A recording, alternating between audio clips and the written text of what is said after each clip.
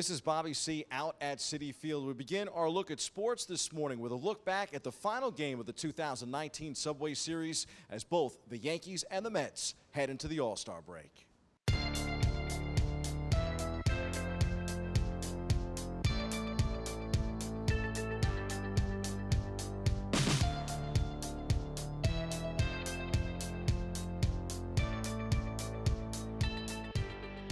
You're no stranger to having high batting averages over the course of your career, but do you feel still more locked in this year with the way that you're making contact? I'm in a good place. I feel consistently, I feel pretty good at the plate. So, hopefully just keep it going. It's always our focus, get off to a good start, get on there, start very early. A couple really good at-bats there, in the first inning, and really throughout the game, I feel like we had really good at-bats. We forget what happened last night. I think it's part of the game, but we come into tonight and try to attack early, try to be the control of the zone, try to take all the opportunities to win the game, and we do.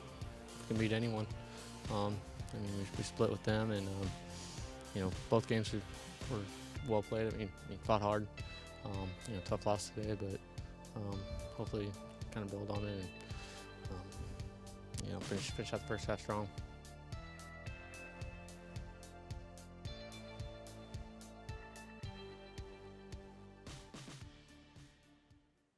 Bronx Bombers looked great against the Mets and then went into Tampa Bay and took the first two games of their four-game series over the weekend. But give the Rays credit. Both of those Yankee wins came in extra innings. Then the Rays won Saturday on Travis d'Arnaud's tie-breaking solo homer with 2 outs in the ninth. All-star pitcher Charlie Morton came up big again for Tampa on Sunday. He struck out 10 in 5 2/3 innings to help the Rays split a 4-game series with the AL East leading New York Yankees 2-1 yesterday. The 10-2 Morton allowed 1 run, 5 hits, and 1 walk in lowering his AL best ERA to 2.32. The All-Star has given up 2 or fewer runs in 15 of 19 starts.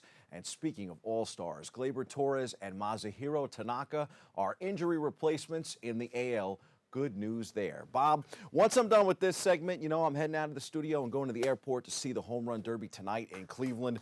The Midsummer Classic is tomorrow night. Really good looking field for the Derby, folks, including Mets rookie phenom Pete Alonso. More on him in just a moment. One star we won't see, though, Milwaukee Brewers outfielder Christian Yelich. He has been pulled out of Monday night's Home Run Derby because of a back injury. Major League Baseball announced on Sunday he will be replaced by Oakland A. Matt Chapman. Yelich, the reigning National League MVP, leads the majors with 31 home runs. He was not in the lineup for Sunday's game against the Pittsburgh Pirates, but he plans on playing in the All-Star game. The Mets highlight of the day from Sunday, rookie All-Star Pete Alonso. He hit his 30th home run to break up a no-hit bid on Sunday. Alonso ready to play in the All-Star game on Tuesday night in Cleveland, set an NL record with 68 RBI. Before the break, he was tied with Albert Pujols, who had 66 for the St. Louis Cardinals all the way back in 2001. On the eve of the Derby, Alonso cranked an Aaron Nola curveball 396 feet to right center field for the Mets' first hit of the game. That extended his National League rookie record for home runs before the All-Star break to 30, matching Aaron Judge's total in 2017. Only Mark McGwire hit more before the break as a rookie with 33 in 1987. Alonso also logged his 67th and 68th RBIs to set an NL rookie record before the midseason break. He leads all rookies in homers, RBI, extra base hits, on-base percentage, slugging percentage, OPS, total bases, runs, hits, multi-hit games, doubles, and walks.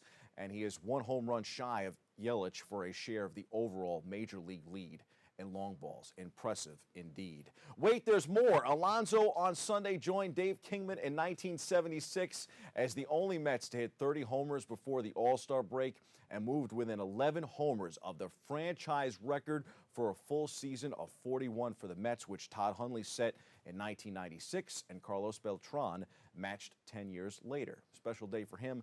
Not enough for the Mets, though. Nola Former Met Jay Bruce and the Philadelphia Phillies see plenty of reasons why they can be even better. After the All-Star game, Nola held the Mets hitless into the 6th inning. Bruce homered twice, and the Phillies quieted New York with an 8-3 victory on Sunday. The Phils head into the break at 47-43. They were 53-42 at this point last year and envisioned more after adding Bryce Harper among other stars in an offseason push. The Mets, meanwhile, are 40-50, not what they imagined after adding Robinson Cano, Edwin Diaz, Jed Lowry, and more in the offseason. According to multiple reports, frustrations boiled over from general manager Brodie Van Wagenen in a post-game meeting Friday that saw the GM lash out at manager Mickey Callaway and his coaching staff and then throw a chair. The Mets lost 7-2 to the Phillies that night despite an outing from Jacob deGrom in which he gave up 2 runs and struck out 10 in 7 innings. New York gave up 5 runs in the 9th inning. According to the New York Post, which first reported the incident Saturday, Van Wagenen erupted over the fact that deGrom's start had been wasted, then picked up a chair and threw it and told Callaway to go conduct his expletive press conference. Yikes. Time for some quick hitters from around the world of sports. MLB announced Friday that the Yankees veteran CC Sabathia will be participating in events associated with the All-Star Game in Cleveland this week. That's where CC started his career, and Major League Baseball is taking the chance to honor the star pitcher and likely future Hall of Famer. Very cool. Who said the Knicks aren't favored to win a championship this year, folks? The Knicks, led by number 3 overall draft pick R.J. Barrett, are the 8-1 favorites to win the Las Vegas Summer League title, according to Caesars Sportsbook. The team's start wasn't too good in Vegas Friday night. Barrett shot poorly in a loss to number 1 pick Zion Williamson and the New Orleans Pelicans. But the big story was an earthquake. Typical Knicks, a 7.1 magnitude earthquake hit in Southern California on Friday night and was felt all the way to Las Vegas, forcing the suspension of a Summer League game between the Pelicans and the Knicks. Side note, Zion bruised his knee in the game, and New Orleans has decided to shut him down for the rest of the Summer League, just playing it safe with their new star. The Golden State Warriors have already announced that they will effectively retire Kevin Durant's number 35, stopping the number from being worn again. As it turns out, Durant will be doing the same thing himself. The new Brooklyn Nets superstar announced Sunday that he will be wearing number 7 after signing with the Nets. Lucky number 7. Nothing trumped the NBA news out of L.A. this weekend, and it wasn't Kawhi going to the L.A. Lakers. The L.A. Clippers made the noise. The Clippers did what they could last season to make an impression in a market really dominated by the Lakers. They were roommates at Staples Center in downtown L.A. Unlike the Lakers, who were a disaster in LeBron James's first season with the team, the Clippers produced a winning campaign. They played aggressive defense. They went to the playoffs, which was a pleasant surprise, and even won a couple of games there against the Golden State Warriors in their first-round playoff series. And now comes the ultimate prize. Kawhi Leonard signed with the Clippers, and he's bringing Paul George with him. Leonard, fresh off his championship run with the Toronto Raptors, agreed to sign in free agency after playing a huge role in persuading George to seek a trade from the Oklahoma City Thunder. The Clippers made sure that deal happened by sending an outrageous package to the Thunder that included 5 future first-round draft picks and 2 pretty good players. Even if they weren't able to get Leonard in free agency, the Lakers finally did complete the trade for Anthony Davis and also signed DeMarcus Cousins on a 1-year deal and Danny Green on a 2-year pact. The Lakers added a few complimentary pieces as well, including re-signing Rajon Rondo. The Tour de France moves into stage 3. The Tour de France lasts 3 weeks, but every second won or lost on the road to Paris is precious, and those won or lost in the time trial, weigh heavier than most as they come early in the race. In tennis, Wimbledon has had some major upsets so far. In knocking world number 1 Ash Barty out of Wimbledon, Alison Riske created one of the biggest shocks of the tournament with her 3-6, 6-2, 6-3 victory over the French Open champion. Barty was on the sort of run that made losing to a player of the Americans' lowly 55th ranking almost impossible. Nothing in sports is impossible. More on that in the C list. In the UFC, John Jones retained his title Saturday night in Las Vegas, while Amanda Nunes soundly defeated Holly Holm in the co-main event. Great night of fights. We saved the best of the news highlights for last, and we're talking Women's World Cup, folks. The United States won a record-extending 4th Women's World Cup with a 2-0 victory over the Netherlands on Sunday. A second-half goal from Megan Rapinoe proved to be the game winner. She confirmed their status as the leading power in the women's game. The defending champions struggled to gain dominance for an hour before a Rapinoe penalty, her 6th goal of the tournament, broke the deadlock. The Dutch, who are the European champions, ran out of steam after Rapinoe opened the scoring in the 61st minute, having done more than any team to frustrate the Americans. A perfect occasion for Rapinoe, whose outspoken views have been most prominent on the pay disparity between men and women's players, was capped when the FIFA chief was booed amid chants of equal pay by U.S. fans.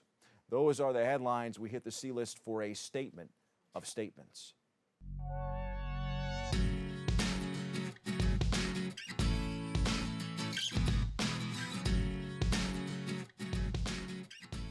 Sunday was a huge win for America and for women in this country, too. Leave it to sports to provide the platform for change. In my opinion, it was fitting that it was Megan Rapinoe who broke Sunday's stubborn stalemate between two gritty, determined teams. Competing in her 3rd World Cup, Rapinoe had scored all 4 U.S. goals over the first 2 games of the knockout stage, staving off elimination by Spain and then France. At each round, it was Rapinoe who never flinched or backed down from a challenge, nor did she sidestep difficult conversations midway through the tournament. A profane comment she had uttered 6 months earlier was aired, in which she said she wouldn't go to the effing White House should the United States win the World Cup. Rapinoe owned her political opinions while apologizing to her mother for her profanity. She reiterated her opinions on ways in which she feels the United States has failed to protect minorities, the LGBTQ community, and its most vulnerable citizens. For many of those reasons, Rapinoe, with her lavender-tinted white blonde hair, has become a leader